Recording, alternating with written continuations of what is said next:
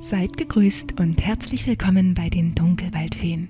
Auch dieses Mal erzählen wir euch kleine, feine Geschichten aus unserem Leben im Dunkelwald. Seid dabei, wenn ein zuckersüßes Ziegenkind seine Welt entdeckt. Bestaunt mit uns die flauschigen Küken, begleitet Kater Wulfi auf seinen Streifzügen, freut euch mit uns über neue Blumenbepflanzungen und die herrlichsten bunten Tulpen in geheimnisvollen Farben und Formen. Wir bereiten eine reinigende Blütenessenz aus dem zarten, feinen Buschwindröschen. Und zu guter Letzt feiern wir die Mainacht und ehren die heilige Sexualität und die Fruchtbarkeit mit Räucherung, Tanz und Gesang.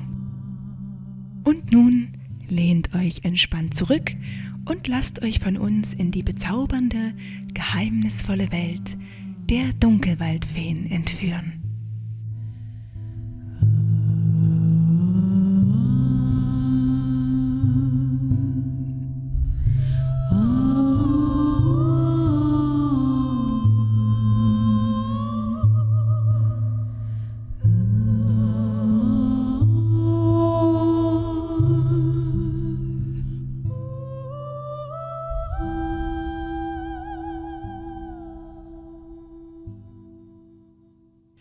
Die Vögel besingen fröhlich den Frühling und überall öffnen sich duftende Blüten. Die dunkle Lenzrose begeistert nun in ihrer vollen Größe und Pracht.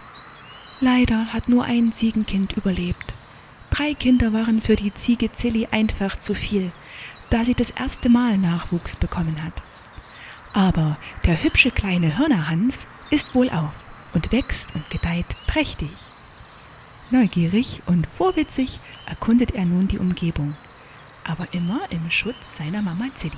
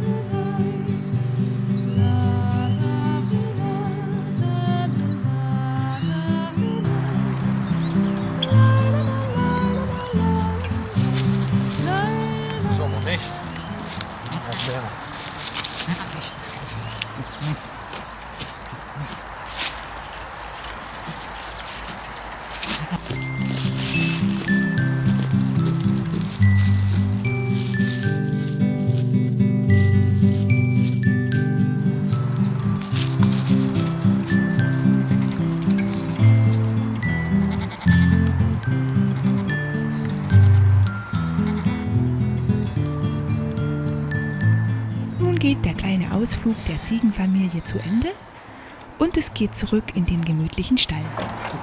Mach's gut, kleiner Hörnerhansi. Als nächstes statten wir der Hühnerfamilie einen Besuch ab, denn auch da gibt es zuckersüße Neuigkeiten. 4 wuschelweiche Küken sind geschlüpft und das Feenkind verhandelt mit der Mama Henne um eines ihrer Kinder. Ich möchte eins. Nur eins. Dann kriege ich das wieder für okay. Henne. Verstanden? Ich dann eins. Sie möchte nur mal eins in den Händen halten.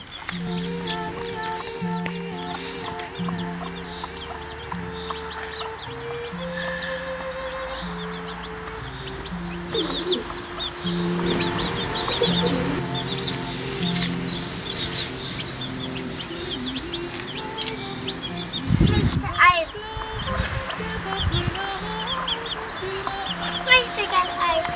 Am Ende wird der sehnliche Wunsch der kleinen Dunkelwaldfee doch noch wahr, denn der Feenpapa setzt ihr eins der piependen Federbällchen auf die Hand. Nun werfen wir einen Blick in unseren Feengarten. Dunkelwaldkaterwulf Isebrand lässt sich inmitten von weißen, immergrünen Blüten die Sonne auf den Pelz scheinen. Im vorigen Film haben wir vergangene Pflanzenreste vom Vorjahr entfernt, wo vor kurzem noch alles graubraun erschien und nur wenige Blüten prangten, wollen wir jetzt den Vorgarten mit diesen Hornfeichen und Stiefmütterchen neu beleben. Dazwischen pflanzen wir das duftig zarte Frühlingsschleierkraut. Zuerst verteilen wir die Blümchen auf dem Beet und suchen passende Pflanzstellen, an denen sie am besten zur Geltung kommen. Wo ist denn noch Platz für die letzten 3 Veilchen? Ah, da! Am Beetrand zwischen farblich passenden Hyazinthen und weißblühenden Narzissen werden sie liebevoll der Fürsorge von Mutter Erde übergeben. Juhu! Geschafft!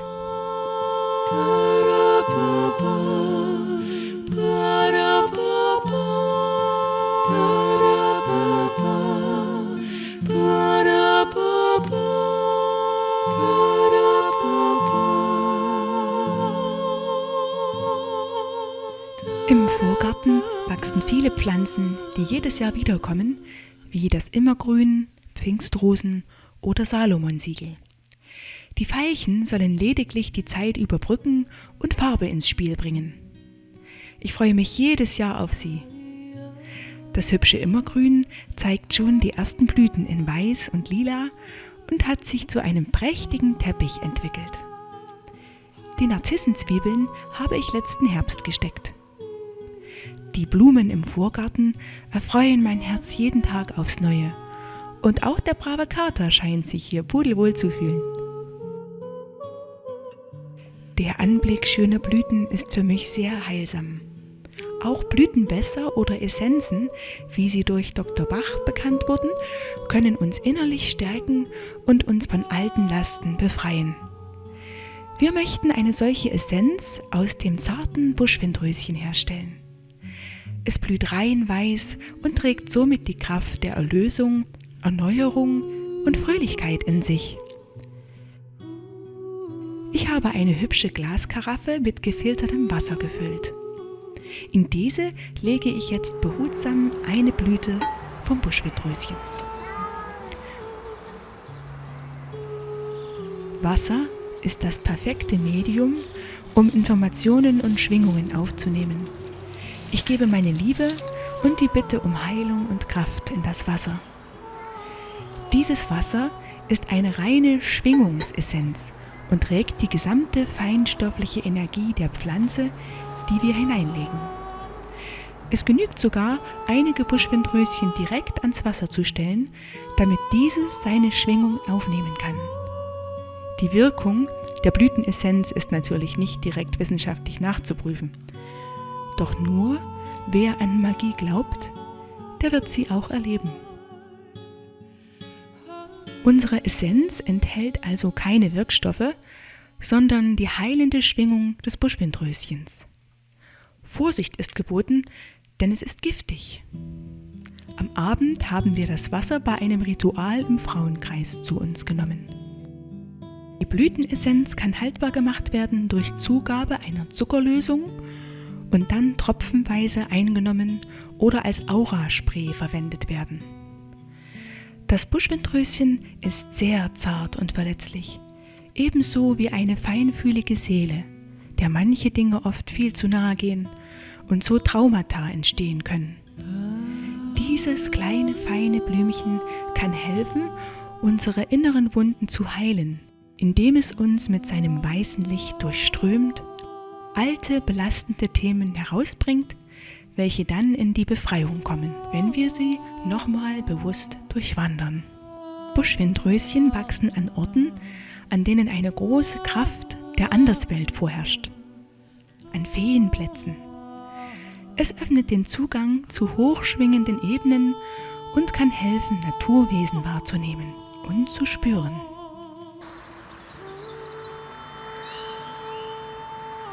Unser Kater ist auf Abenteuerjagd. Doch diese hübsche Ringelnatter, die man an dem markanten Halbmond am Kopf gut erkennen kann, ist wohl eine Nummer zu groß für ihn.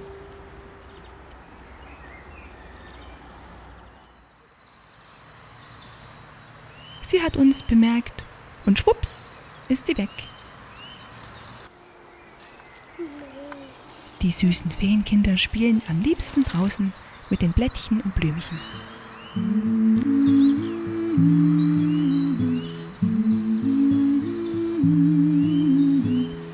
Tja, Ulfi, war wohl nischt. Aber dafür gibt's jetzt Streicheleinheiten von der kleinen Dunkelwaldfee. Meine erstmal hinlegen. Das tun die Sorten. Diese.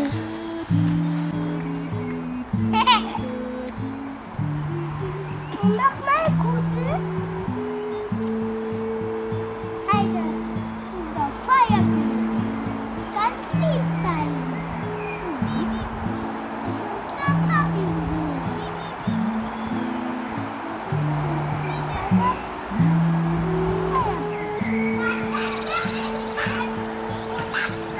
Inzwischen sind die beiden kleinen Feen unterwegs zum Nutzgarten und packen schon tüchtig mit an.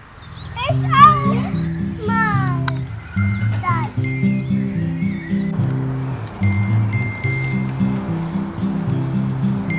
Grasbüschel werden entfernt und die kostbare Erde abgeschüttelt.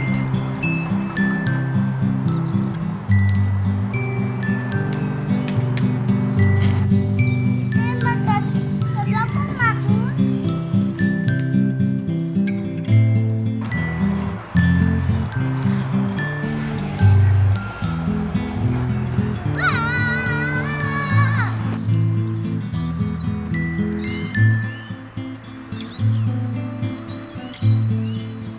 Nun, da wir uns am Ende des Monats April befinden, blüht inzwischen auch der Phlox, welcher schöne Kissen ausgebildet hat.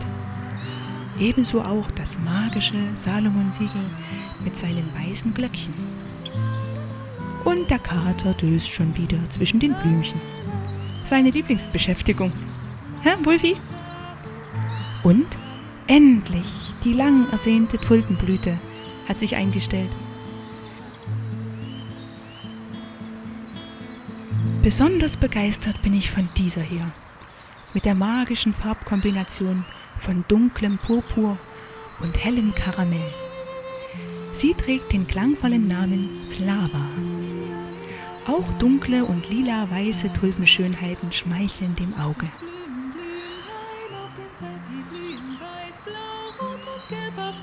Wenn wir Glück haben, wird diese kleine niedliche botanische Tulpe mit dem Namen Little Beauty jedes Frühjahr wieder im Dunkelwaldgarten erblühen und sich sogar vermehren.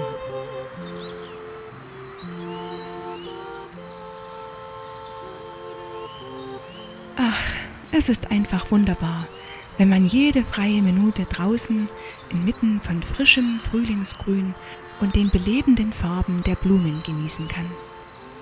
Die Mainacht steht bevor und wir spüren nun die volle Lebenskraft und Energie von Mutter Erde um uns herum. Der letzte Abend im April bricht an und für die Kinder ist Schlafenszeit.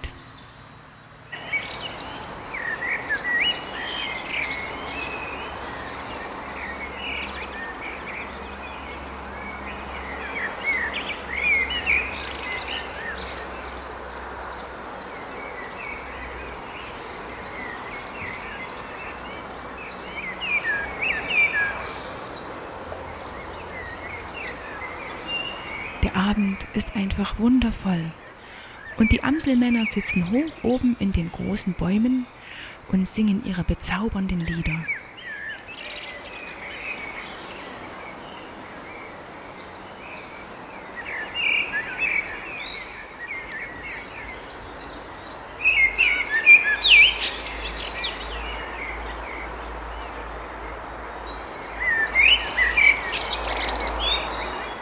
Nun bin ich bereit für die Mainacht.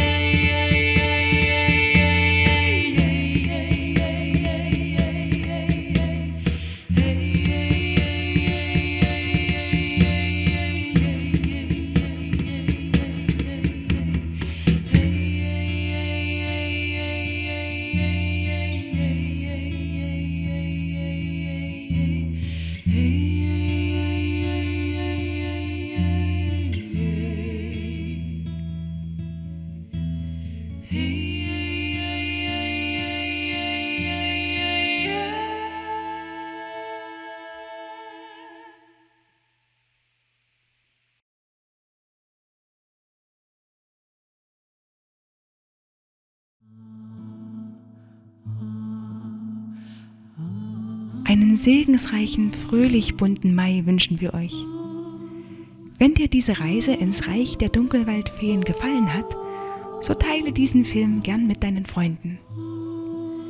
Wir freuen uns auf unsere nächste Begegnung.